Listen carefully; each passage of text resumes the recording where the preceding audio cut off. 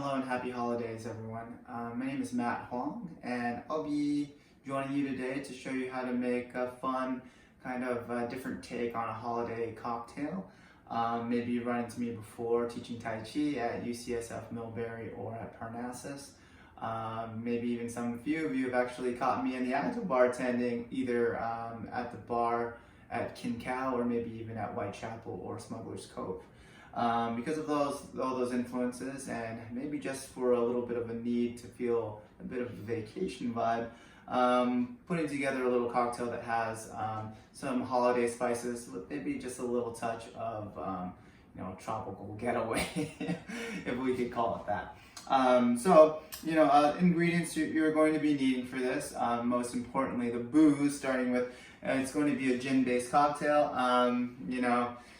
Being locked indoors, you may not have every single expression of every single item that you may have. So this cocktail also really works great just to kind of use what you have available in your kitchen and in your back bar at home. All right, so for my gin, we'll be using a Monkey 47, but anything that you have is going to be great. And then now you may notice I've got two of these. I'm not going to be using both, but you can use one or the other. And I think I'm going to lean towards kind of a more sweet and fuller bodied sherry, but you can use kind of any sweeter fortified wine that you may have in-house. So something like Dubonnet or Carpano Antica, or something like Martini Rossi, Italian sweet vermouth. All of those will work really, really fine. Goes really, really great with holiday spices, which you're going to see in the simple syrup that we're going to be making for this drink. All right. Other than that, just some fresh lemon, some lemon juice. Some ice. Ice is always important to keep the party going. And I was talking about tropical in the sense of just some fresh pineapple juice. If you don't have fresh, some Dole canned pineapple juice will actually work really, really fine for this. Hidden in this nice little gravy container is the simple syrup that we're talking about here. It's going to be a brown sugar simple syrup that's made rich with holiday spices in there. So to start making the cocktail, right?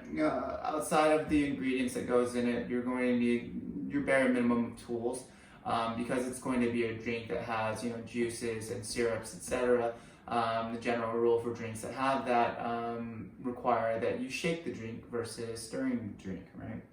Kind of to spare the long conversation, you'll need something to shake the drink in, right? So depending on how well stocked you are. Granted, all my tools are, quarantined at work. So what I have right now are these really kind of fun, copperish looking two-piece Boston shakers. You may be familiar with a larger piece and maybe a pint glass that goes over the top. Maybe some of you have something like a three-piece,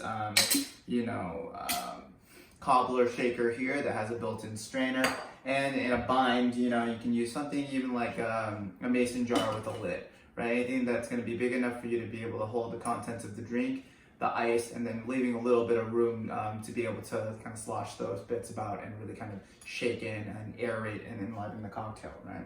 All right, so 3/4 of an ounce. I'm going to go ahead and squeeze it straight into any kind of measuring cup here. A lot of places will go ahead and ask you to strain the pulp out, but because it's a shaken cocktail and depending on the amount of fanaticism you have about the act of straining, you may just strain straight over the drink anyway using one of the tools I'll show later. So no need to get too crazy with it right away.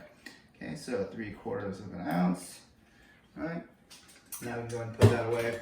And I'm gonna go ahead and build into one of these. Typically it doesn't matter to me which one I build into, but for the sake of anyone who's doing this for the first time, the larger one's gonna provide a bigger area for you to go into. That way you're not spilling over the place. Not that that's not the end of the world or anything like that. So here we go, 3/4 of an ounce of lemon juice. Okay.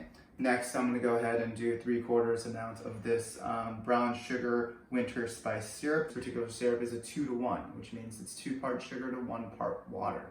The most simple of simple syrups you'll find are 1-to-1, in which case it would just be 1 part sugar to 1 part water. Just kind of as a tip for all you aspiring home bartenders, you can make all kinds of really fun syrups just by using different sugars and different sugar to water ratios.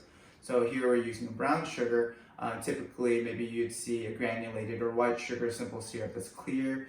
You could use something like a demerara or turbinado sugar for things, and that goes really well with brown spirits. At my job at Kincal, I used to make a lot of syrups with coconut palm sugar, right? The ones that you'll see in little pucks, right? And it adds a different kind of character to your cocktails ultimately, or whatever you may be using for desserts or something like that. Okay, so off to the next item. Moving on to the sherry. So it's going to be 3/4 ounce of this sherry. I would look for an Oloroso if you got it. Once again, quarantine, use what you got, no big deal. There you go. And now, for the pineapple juice, it's going to be 1 ounce of pineapple juice. So here's your measure, 1 ounce, and it goes. Great. And then you may have noticed I saved kind of the best part for last, the gin. It's going to also be served in the biggest portion of 1.5 ounces. The general bartender rule is to go kind of lengths, and the least ingredient building up to the biggest one. Biggest one always tends to be the hard alcohol or spirit, and that's really just kind of a safeguard for in case we forget where we are and have to throw the thing out. Granted, when we're doing this at home, we never throw anything out anyway. We're just going to continue making the drink, right, and find some balance somewhere. So 1.5 ounces of the gin of your house gin goes in. I'm going to set our tools aside. Right. And now, of course, ice. And I left ice in this handy quart and deli container, which you're going to be getting a lot of in your to-go, food. Now that we're doing that a lot during quarantine, and just kind of sharing the story that I had with my wife, or then girlfriend, when we were back in Palm Springs for vacation, is that we didn't have a Boston shaker, we didn't have a Hawthorne shaker, or why am I forgetting the name of the cobbler shaker, and we didn't have a mason jar, but we did have a deli container, and my wife did a fine cocktail with one of those, so use whatever you've got. All right, so now a small part goes into the large part, okay? And you might have some really nice countertops out there you might not want to abuse, so when I'm pressing down, either press down really lightly, or just give it a nice tap here off the countertop, right? You'll see bartenders smashing it on the bars.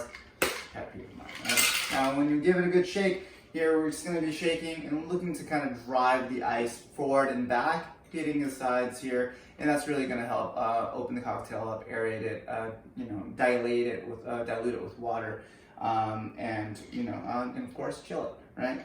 The general rule is about shake for about 8 seconds, or just until it's so cold you can't hold on to it anymore.